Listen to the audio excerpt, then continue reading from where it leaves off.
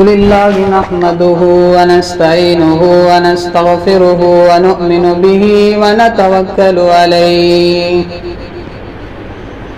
ونعوذ بالله من شرور أنفسنا ومن سيئات أعمالنا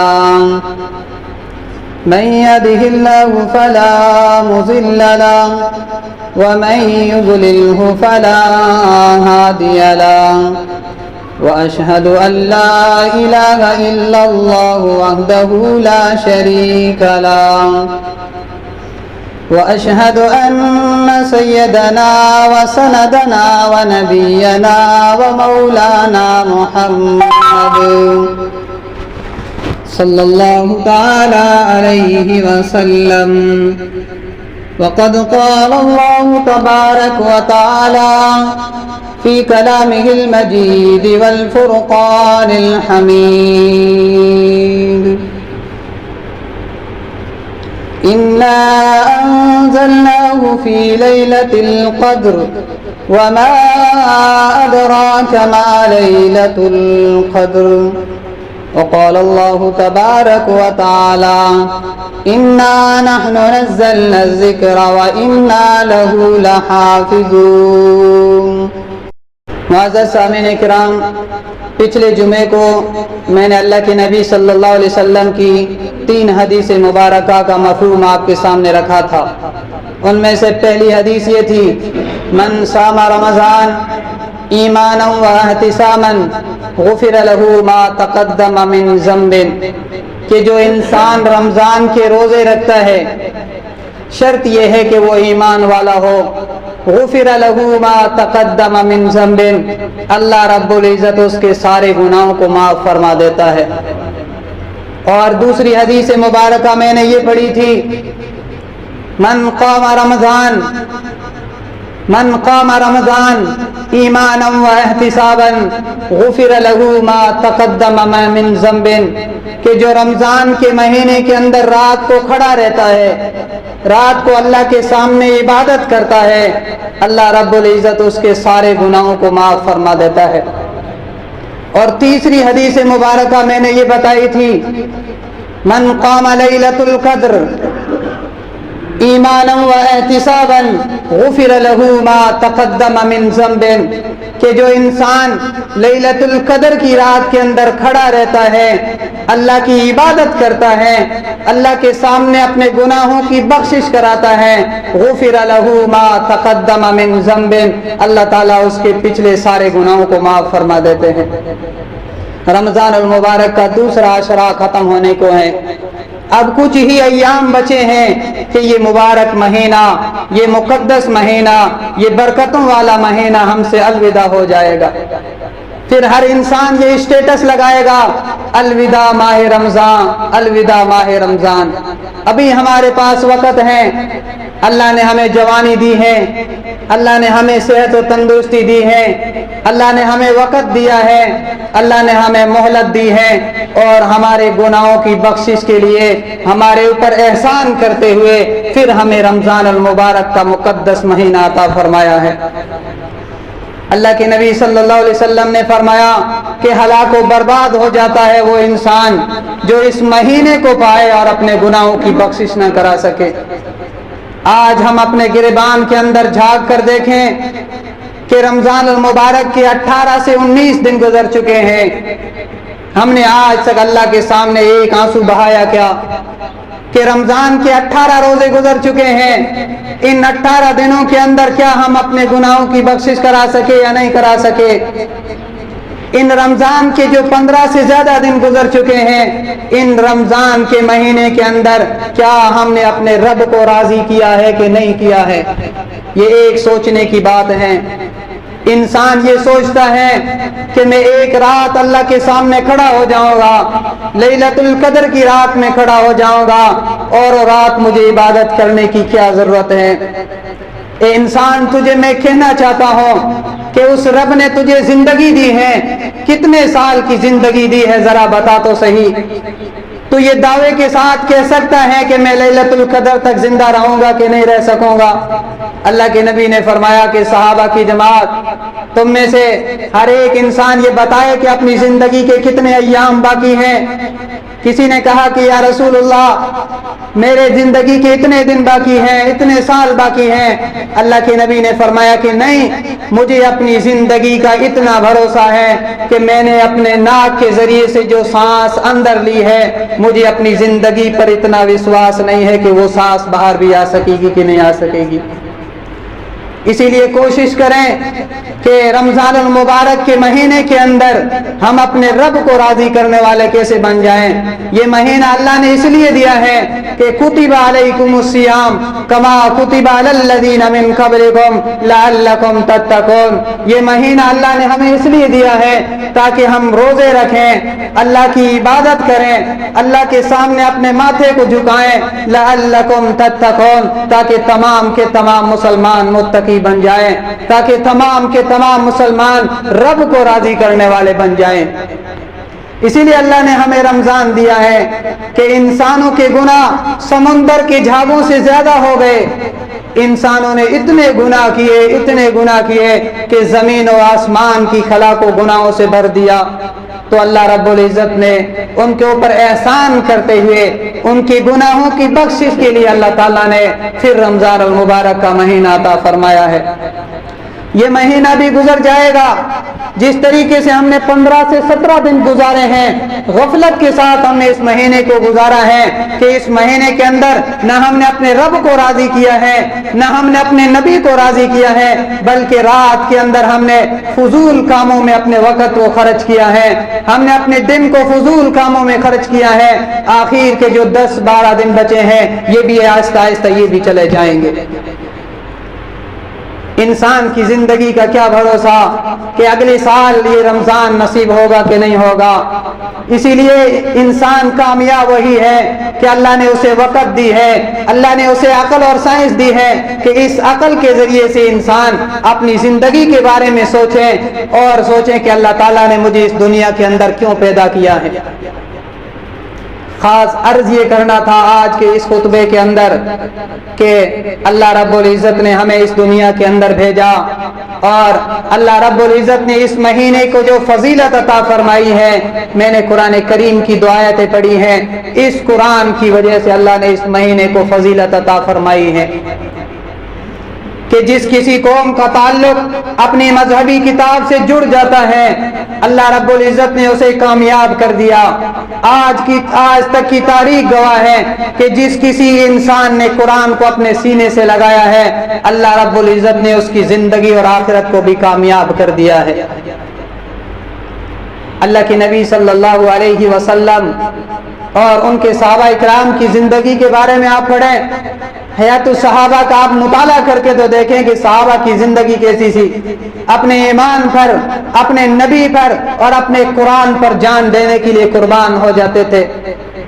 सैयदना बिलाल हबशी को तपती हुई रेत पर लिटाया जाता है और इस मई जून के महीने के अंदर अरब की तपती हुई रेत पर लिटाकर और सीने के ऊपर बड़ी सी चट्टान को रखकर कहा जाता है कि बिलाल तू कुरान का इनकार कर दे, बिलाल तू मोहम्मद के कलमे का इनकार कर दे, तुझे छोड़ दिया जाएगा। कुर्बान जाऊं सहाबा की कुर्बानी पर। बिलाल हमेशा यही कहते थे कि ए अबू जहल, उतबा, शेबा, वलीद बिन मुगीरा, तुम मारते मारते थक जाओगे लेकिन मैं मोहम्मद के कलमे से बाज आने वाला नहीं हूं। ये वो सहाबा थे जिनके दिलों के अंदर नबी की मोहब्बत थी, जिनके दिलों के अंदर कुरान की मोहब्बत थी। हमारे दिलों के अंदर कुरान की मोहब्बत कितनी है यह आप सब जानते हैं। हमारे दिलों के अंदर इस्लाम की मोहब्बत कितनी है ये आप सब जानते हैं। हमारे दिलों के अंदर प्यारे आका की मोहब्बत कितनी है ये आप सब जानते हैं कि जब बच्चे को मदरसे में भेजने की बारी आती है, जब सर्दियों के मौसम के अंदर हम जब मदरसा सुबह के टाइम लगाते हैं तो माँ बाप कहते हैं कि मौली साहब इतारे पहले मेरे बेटो मदरसे में को नहीं आवे क्योंकि इतारे पहले सर्दी बोली है। और उसी वक्त इसी सर्दी के अय्याम के अंदर 8 बजे, 7:30 बजे, 8:30 बजे इतनी सख्त सर्दी के अंदर वो स्कूल की बस भी आती है, वो स्कूल की गाड़ी भी आती है, उसी स्कूल की गाड़ी में बैठकर तुम्हारा बच्चा स्कूल के लिए जाता है। उस वक्त आपको अपने बच्चे को सर्दी नहीं लगती है, जब गर्मी का मौसम आ जाता है हम मदरसे को जोहर के बाद लगा लेते हैं 2-2:30 बजे। फिर वही माँ बाप कहते हैं कि मौलवी साहब इस वक्त गर्मी ज्यादा पड़ती है, मेरे बच्चे को पसीना ज्यादा आता है, कभी कभी नाक से खून आ जाने लगता है गर्मी की वजह से, आप ऐसा करें मदरसे का कोई दूसरा टाइम चेंज कर ले। ये हमारी कुरान से मोहब्बत है। ये हमने अपने बच्चों को आज हम ये सिखा रहे हैं कि बेटा मदरसे में जाएगा लेकिन तो मदरसे का जब टाइम चेंज हो जाए तब जाना। ये हमारी कुरान से मोहब्बत है। कुरान से अगर कोई इंसान मोहब्बत करता है, हकीकी मोहब्बत करता है, वो ये नहीं देखता कि सर्दी कितनी है, वो ये नहीं देखता कि गर्मी कितनी है, वो ये देखता है कि किस तरीके से मेरा बेटा कुरान का हाफिज बन जाए, कुरान का कारी बन जाए, कुरान को पढ़ने वाला बन जाए। अल्लाह के नबी सल्लल्लाहु अलैहि वसल्लम ने फरमाया कि हाफिज कुरान से कहा जाएगा, हाफिज कुरान से कल क़यामत के दिन कहा जाएगा कि कुरान को पढ़ता जा और जन्नत के दर्जों पे चढ़ता जा। इस तरीके से ठहर ठहर कर तू पढ़, जिस तरीके से दुनिया के अंदर तू ठहर ठहर कर पढ़ा करता था, दुनिया के अंदर तू किरात के साथ पढ़ा करता था, कुरान को पढ़ता जा और जन्नत के दर्जे पे चढ़ता जा। फ़इन्न मंज़िलहु आखिर आयतिन तक़रऊहा, बस तेरा मकाम वही है जहां कुल औज़ु बिरब्बिन नास की आखिरी आयत होगी। इतना ऊंचा मकाम हाफिज कुरान को दिया जाएगा। अल्लाह के नबी ने फरमाया उनकी माँ बाप को इज्जत के तौर पर ऐसा ताज पहनाया जाएगा, ऐसा लिबास पहनाया जाएगा, ऐसा कपड़ा पहनाया जाएगा कि उस कपड़े के सामने सूरज और चांद की रोशनी भी फीकी पड़ जाएगी। अल्लाह रब्बुल इज़्ज़त इतना एहतराम क्यों करते हैं? क्योंकि अल्लाह रब्बुल इज़्ज़त की किताब भी इतनी बड़ी किताब है।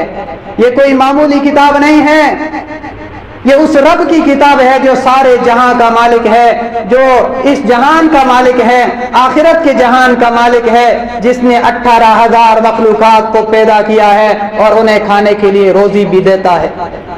उस रब का कलाम सबसे बड़ा कलाम, उस रब की किताब सारी किताबों की सरदार, ये वो किताब है। अल्लाह के नबी सल्लल्लाहु अलैहि वसल्लम ने फरमाया कि जो इंसान इसका एक हरफ पढ़ता है, उस एक हरफ के बदले अल्लाह रब्बुल इज़्ज़त उसे 10 नेकी अता फरमाते हैं।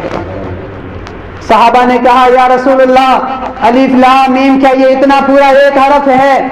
कहा कि नहीं, अलिफ अलग हरफ है, लाम अलग हरफ है और मीम अलग हरफ है। जो इन तीनों को कोई पढ़ता है अल्लाह ताला उसे 30 नेकियां अता फरमाता है। ये कुरान से हमारी मोहब्बत होनी चाहिए। जब तक हमारे दिलों के अंदर कुरान की मोहब्बत नहीं होगी, हमारे बेटे हाफिज कुरान नहीं बन सकते। जब तक हमारे दिलों के अंदर कुरान की मोहब्बत नहीं होगी, हमारे बच्चे कुरान को पढ़ने वाले नहीं बन सकते। कामयाब इंसान तभी हो सकता है कि जब इंसान का इंतकाल हो जाए और उसकी औलाद पीछे बैठकर कुरान करीम की तिलावत पढ़ कर अपने माँ बाप को उसका सवाब पहुंचाया करे। अल्लाह के नबी सल्लल्लाहु अलैहि वसल्लम और उनके सहाबा इकराम, इनको शौक था कुरान को सुनने का। ये कुरान अल्लाह रब्बुल इज़्ज़त ने इसी रमजान अल मुबारक के महीने में नाजिल फरमाया है, लैलतुल कद्र की रात नाजिल फरमाया है। अल्लाह के नबी सल्लल्लाहु अलैहि वसल्लम फरमाते हैं कि मैं लैलतुल कद्र की तायीन के लिए, कि अल्लाह रब्बुल इज़्ज़त ने मुतय्यन कर दिया कि कौन सी रात लैलतुल कद्र की रात है। आज हमें पता नहीं है कि 21वीं है या 23वीं है, 25वीं है या 27वीं 29वीं रात है, कौन सी रात हमें पता नहीं है।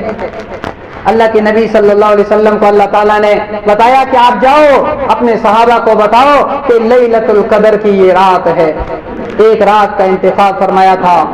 अल्लाह के नबी सल्लल्लाहु अलैहि वसल्लम जब वहां से बाहर निकले, देखते हैं कि 2 सहाबा आपस में एक दूसरे से झगड़ा कर रहे हैं। किसी बात की वजह से आपस में झगड़ा हो गया। अल्लाह के नबी सल्लल्लाहु अलैहि वसल्लम के ऊपर अल्लाह रब्बुल इज़्ज़त ने वो जो बात डाली थी जहन के अंदर कि आप सहाबा के पास जाएं और उन्हें इस रात की तायीन को बता दें, अल्लाह रब्बुल इज़्ज़त ने इस बात को उठा लिया। अल्लाह के नबी सल्लल्लाहु अलैहि वसल्लम ने फरमाया कि मैं तुम्हें लैलतुल कद्र की तायीन बताने आया था कि अल्लाह रब्बुल इज़्ज़त ने लैलतुल कद्र को कौन सी रात में अल्लाह ताला ने बनाया है, अल्लाह ताला ने कौन सी रात में लैलतुल कद्र को रखा है। लेकिन तुम्हारे झगड़े की नहुसत की वजह से अल्लाह रब्बुल इज़्ज़त ने इसको उठा लिया है।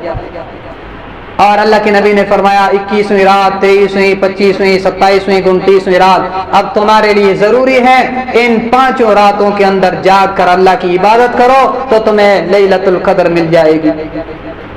اس سے یہ اندازہ لگایا جا سکتا ہے کہ جھگڑا کتنی خطرناک چیز ہے کہ جو انسان جھگڑالو ہوتا ہے، اللہ کے نبی صلی اللہ علیہ وسلم نے فرمایا کہ اللہ رب العزت کل قیامت کے دن اس کے ساتھ ناراض ہوں گے۔ جو انسان بات بات پر جھگڑتا ہے، جگہ جگہ پر جھگڑتا ہے، ایک دوسرے کو لڑانے کا کام کرتا ہے، رشتہ داریوں میں دراڑیں پیدا کرنے کی کوشش کرتا ہے، اللہ رب العزت اس سے ناراض ہوں گے۔ انکا عفو تحب العفو، اللہ تعالیٰ معاف کرنے والے ہیں اور اللہ تعالیٰ معاف کرنے کو پسند کرتے ہیں۔